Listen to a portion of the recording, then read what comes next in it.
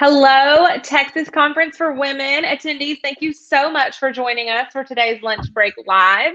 I'm Miranda Wickard, Social Media Director for the Conferences for Women, and I am here with the first woman president of CNN and PBS, an award-winning film and television producer, author, co-founder and curator of TEDWomen, Pat Mitchell. I am so excited. Thank you so much for being here with us today.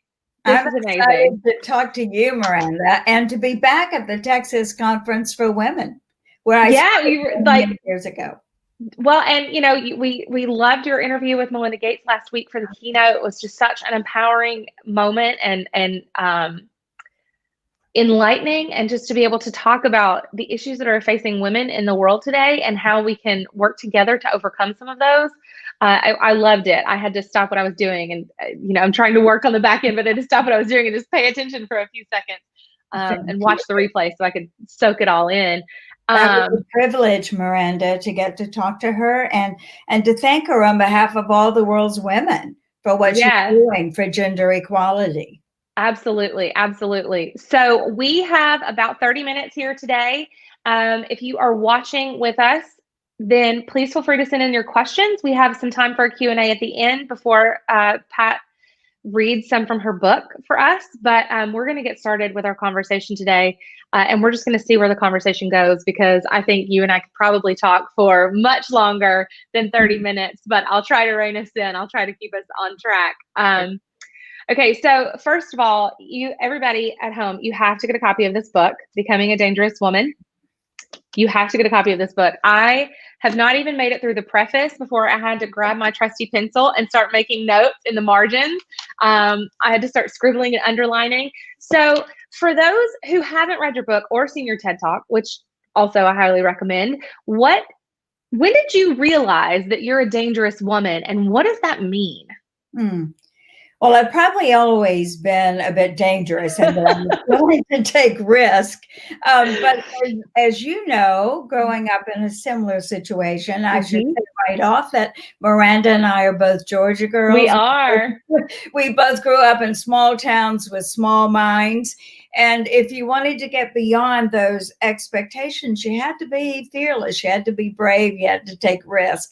But I certainly wouldn't have called myself dangerous ever. In fact, that was a word, like many others, that would be associated with strong or risk-taking women. But about 4 years ago, sitting in a circle, being asked to introduce ourselves, I was just thinking so much about the times we were living in and how dangerous they felt to me. And I heard myself say out loud, well, dangerous times call for dangerous women, and I'm a dangerous woman. And I sort of shocked myself, but everyone applauded and said, yes, that's what we need to be. And as I started to write the book, essentially to record my stories, really to share with my family and my grandchildren and with women friends, because sharing stories is one of the ways we've always connected with each other. I realized that really was a message that we are living in dangerous times. And I believe it's going to take each and every one of us becoming a lot braver and bolder. And my definition of dangerous, the way it's playing out in my life, is being willing to speak up every time you witness an injustice or feel an injustice, being willing to speak up and stand up when you're in a room and you see who's not represented there, and insist that they be represented in every room where decisions are made. And then, Miranda, most important, showing up for one another as women is the single most dangerous thing we can do to effectively disrupt the systems of racism and sexism that continue to keep us from realizing our full potential, and that will empower us more collectively to be a part of leading this world from dangerous times to a better future.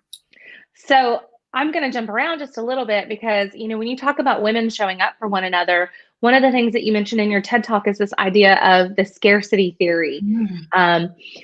I think that we are taught to be in competition with one another instead of in collaboration with one another. Actually, I don't think that. I know that we're taught to be in competition with one another instead of in collaboration with one another. And so talk to us a little bit about that shift from a scarcity mindset to an abundance mindset where there are enough opportunities to go around when we support each other. It's an essential mind shift. I'm so glad you brought this up, Miranda, because I think it's probably one of our biggest barriers to success in realizing our full potential is that we are taught from children forward as little girls to compete, compare. And we're told, if you get to the top, there's only room for one of you, one woman of color, one woman. And that scarcity has led us to this sort of what we used to call protect your turf. If you get somewhere, close the doors, make sure you don't let anyone else in. And that led to the bad woman boss syndrome too, by the way. And there were a lot of bad women bosses because they were mirroring that scarcity theory, that hold on to what you've gained. The answer to that is every time we take a step forward and gain new ground, think of it as an opportunity to reach behind or across and pull another woman in, advocate for another woman, change the scarcity theory by thinking of every opportunity as an opportunity for abundance. And it works, by the way, when you start to think that way, when you look at your own job or your own position or your own place in the community as an opportunity to empower, elevate, champion, advocate, mentor other women, that's the essential game changer. That's what will open more and more doors to all the women and girls coming behind us. So let's debunk that scarcity theory and get rid of it forever. Yes, let's do that. But that brings me to an anecdote from your TED Talk where you talked about hiring at PBS and hiring 5 women and not second guessing the fact that you had just hired 5 women. You hired them because they were the most qualified for the job. But I think it's all about, getting over our own fears. I think our fears of how we're going to be perceived. If you're in that hiring position, in that role, and you're like, oh, I can't hire 5 women. Well, why can't you hire 5 women for that role? Completely. People, will say to you, oh, you're playing the women's card. Or if you're advocating for a woman of color, they'll say, oh, you're playing the race card. And what I say is, yes, let's play all the cards. I mean, that's what men have been doing for generations. I mean, they call it networking, but really it's about playing the cards. It's about getting into a position of power or opportunity and choosing another man, another person who looks like you, works like you, thinks like you, goes to the same clubs or whatever else. But as women, we're often hesitant to do that because we do face criticism. That PBS situation led to a real challenge from a board member who literally accused me of running an affirmative action program for women. So you have to be prepared that you are going to get that pushback and that criticism. But so what? I mean, the answer to that is we're just ensuring greater, more fair, more just representation. And by the way, getting the best candidates. I share the anecdote, Miranda. I don't know if I share it in the TED Talk, but I just recently ran into this where I looked at a search firm's list of candidates for a new CEO position. And I was trying to add women's names to the list. And I noticed there were more men named John on that list than there were names of women or women of color. Now, that didn't just happen. That happened because the men stepped up for one another and said, oh, yeah, I know so-and-so. Let's put his name on that list. So I started saying to every search firm when I was looking for a candidate or a promotion, I'd ask them, be sure, I won't look at the list if it doesn't include names of women and women of color. That does not say that we're pushing. This isn't the card game, the network game is not a win, or the power game, more specifically, is not, in my opinion, about win-lose. It's not about more women gain, so therefore more men lose. It's about a win-win, because we know the outcomes are better when the management teams are more diverse, when the leadership of companies and governments is more representative. The outcomes have been proven to be positive. Better profits for companies, and better representation, and better and happier citizens and customers. So how can we not make sure that we are a part of the solution here of ensuring that every opportunity is fairly and justly and openly available, and that we do our part to put qualified women there? So I have like three directions that we can take this conversation in right now. The first, when we talk about card games, we talk about playing cards. I keep coming back to the phrase, keep your cards close to your chest. You play your cards close. But what you're really advocating for, what we're advocating for with mentorship, is to lay all of our cards on the table, to share our secrets with other women. So to share our knowledge, really, it's not secrets, it's knowledge. It's knowledge gained from experience through life, experience through the job search, experience through roles and responsibilities we've had. It's laying that all on the table so that other women can gain the benefit of our experience. I mean, that's what your book is doing. Well, thank you for that. That's why I wrote it. I really wanted to do what I feel like women have done from the time we were in small villages and men went off to hunt and we stayed behind. We had to share information to survive. We are still doing that. And when we do that, we not only survive, but we thrive. And I can prove that with an initiative I'm a part of called Connected Women Leaders. And the idea was very simple.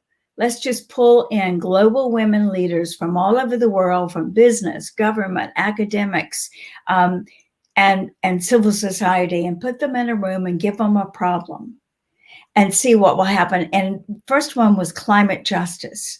And not one single woman in the room said, they all said, I'm not an expert, don't know anything about climate, it's not my area.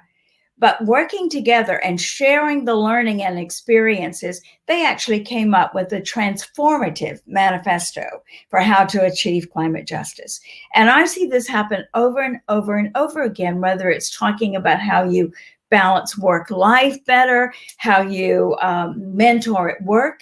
Mentoring is bigger than just, reaching down to an emerging leader and saying, let me help you find the right pathway to the right place in this company.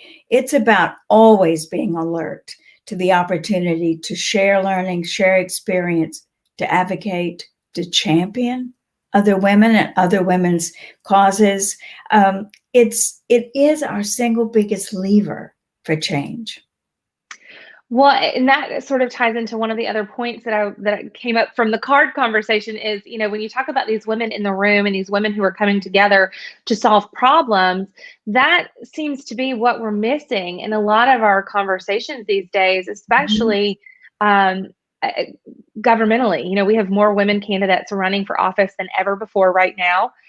We have probably more women in office than ever before right now, but we're trying our best to get to those upper echelons of decision making. And so you and Melinda Gates talked a little bit last week about when women make the decisions, the outcomes are better. And so, tell us a little bit about what you've seen in terms of, women in government who are leading, women in business who are leading, the outcomes for women. And in the pandemic right now, we've got to come to a place of, I'm losing my train of thought, but I'm going in so many different directions. It's such a good conversation. Can I pick it up, first of all, by saying please, how proud I am of you? Because you're not sitting on the sidelines. You realize we need more women in government, and you're stepping in. You're running for office. I wish we could all come and vote for you, but I do too. Well, we could send money to your campaign. Maybe. I'm not asking for that on a work call, but no. I just want to say that what Miranda is doing and what you exemplify is what we are seeing in this pandemic play out in real time. In real time, we know two things. Women are being adversely impacted. The economic recession coming out of this pandemic is beginning with women.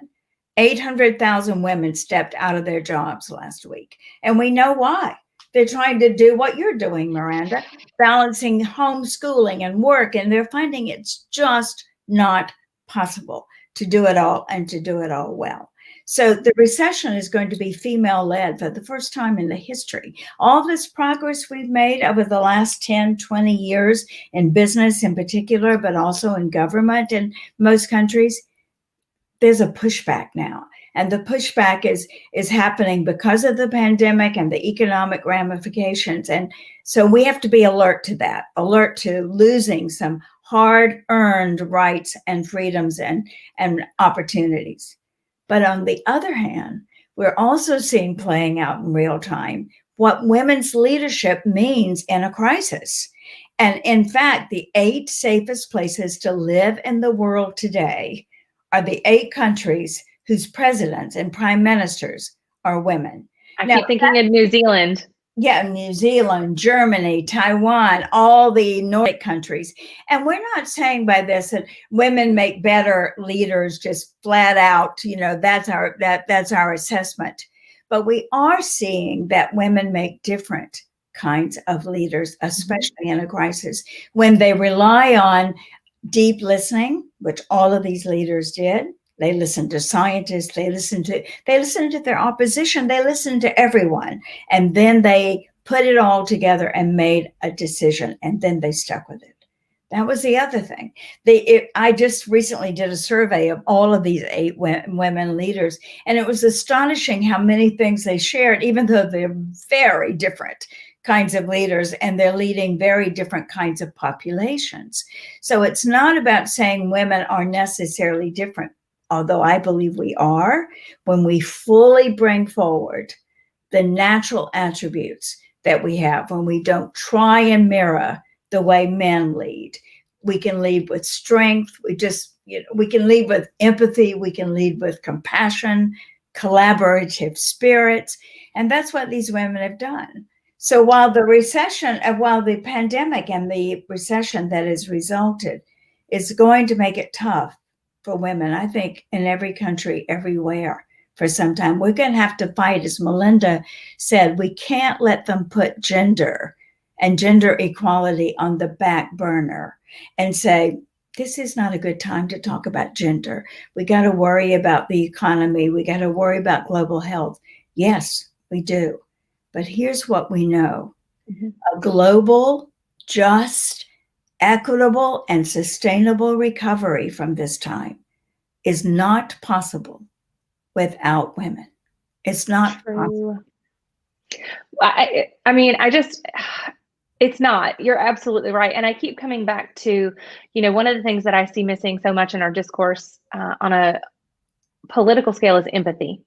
We have an empathy deficit happening in our politics right now, in our world.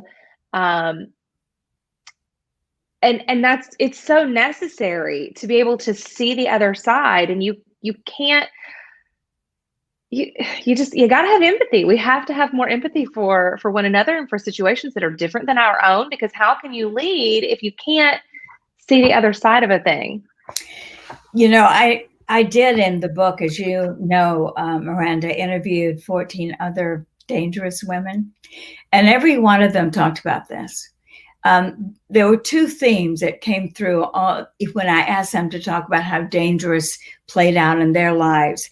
And one of them was from Ai-jen Poo, who said, women are in the fight of our lives for the soul of our country. And that's where empathy kicks in. Then we have an enormous amount of it naturally. I mean, I really do believe we're born with it, because we bear children, we bring them into the world. We are often the caretakers at every level.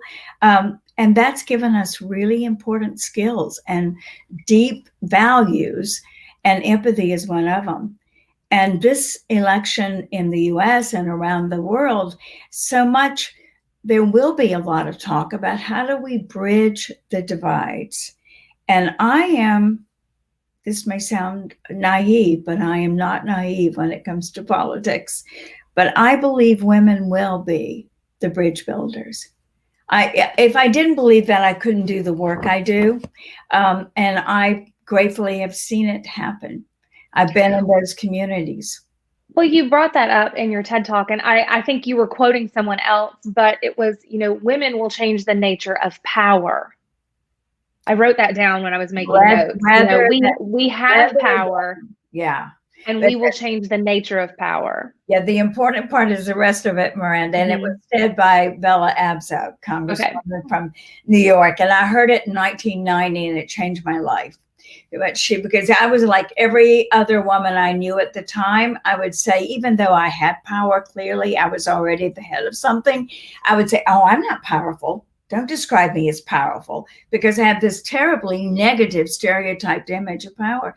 And Bella stood up in front of 1,000 women and said, we must change the nature of power rather than power changing the nature of women. And that is that when we look at women leaders who didn't rely on their natural empathy, compassion, collaborative spirits and went the other way, they were following the current power paradigm. But I'm seeing all over the world, not just in these 8 women leaders, but in women like you, Miranda, stepping up in your community, women like the ones who have joined us today. We are changing the nature of power by the decisions we make every day about how we're using our time. We're not letting other people impose on us what they think powerful looks like or what they imagine or envision a leader to look like. We can change all that. And we are doing that. That's our collective strength as a global community of women.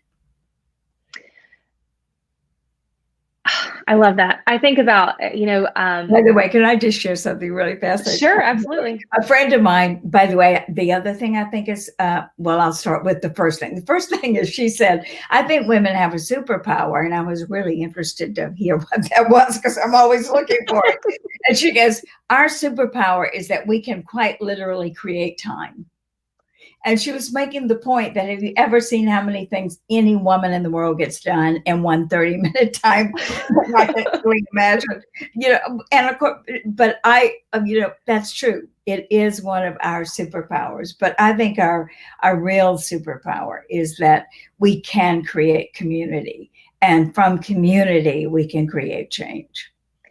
I think building community is what I love to do. I call myself a people collector, but I love to make those connections. And, you meet this person and you think, oh, you should know so-and-so, I love to build those connections for people. It's something that brings me tremendous joy, is like finding people and collecting them and putting them together and watching how they go off and do amazing things. But real quick, I want us to make sure that we touch on, some of the current events that we've seen, because you and I, we both went to the same college. We both went to the University of Georgia, spent some time in Park Hall in the English department there.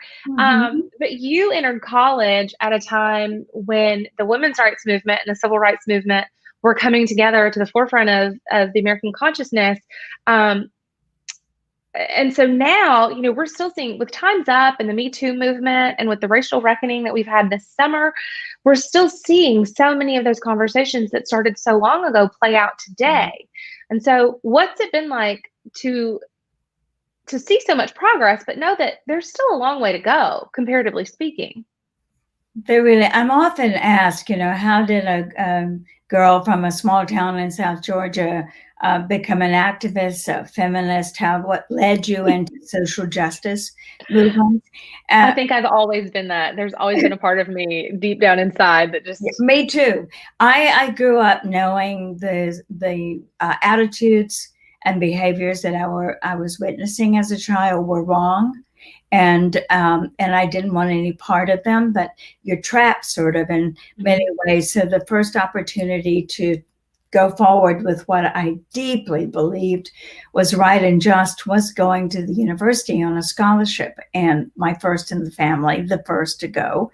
And there I landed at this big university just as the civil rights movement was taking hold in the South and the women's movement was starting primarily in the Northeast at the time.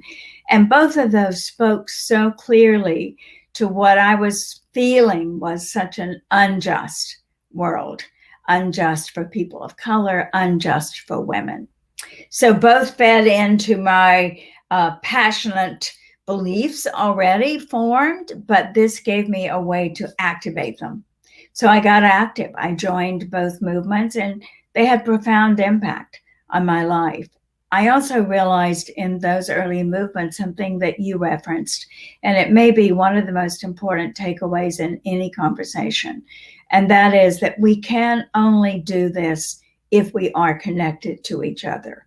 I formed friendships in those days that to this day remain what I call my renewable sources of energy. I can connect to my female friends from 1961 to yesterday and find that feeling of strength. And it goes way beyond the nice concept of sisterhood, which I love too, but it's more than that. It's more than it's sharing a purpose in the world. And I feel really lucky that I connected those feelings with purpose and with a way to do it. And we can do that right now. In fact, it's needed now more than ever. Mm-hmm. You and I know that in spite of all the progress, we are not where we need to be. I mean, look at this world. We are in a reckoning of so many things, the climate, women. There are so many emergencies and global threats, and we are lacking all over the world the kind of leaders who can envision what that future looks like and look how we can change it.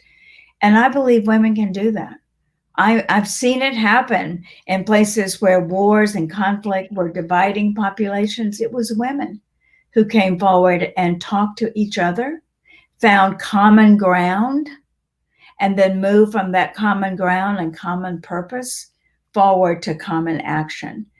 And I feel so strongly that that is what is called for now. That's really what I mean by being a dangerous force in the world, is changing the nature of power by sharing it with each other, and by doing this work together.